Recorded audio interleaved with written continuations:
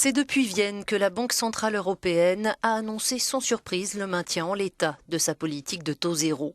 Plus surprenant, le relèvement de ses prévisions de croissance et d'inflation.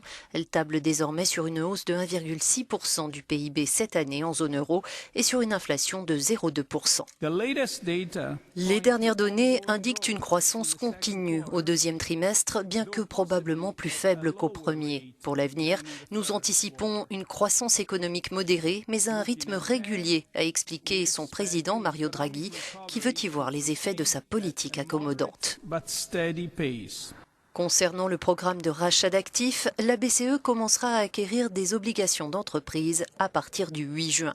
Beaucoup attendaient par ailleurs la réactivation du waiver, ce régime de faveur accordé jusqu'à début 2015 aux banques grecques.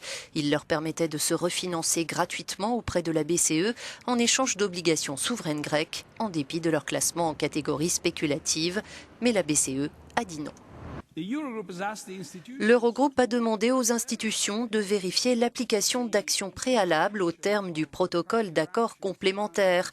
Des discussions sont en cours avec le gouvernement grec. Une fois ces actions préalables mises en œuvre, le Conseil des gouverneurs prendra une décision en faveur du rétablissement du waiver. Enfin, la BCE s'est prononcée pour le maintien de la Grande-Bretagne dans l'Union européenne lors du référendum du 23 juin. Mais quel que soit le choix des électeurs britanniques, elle se dit prête, je cite, à toutes les éventualités.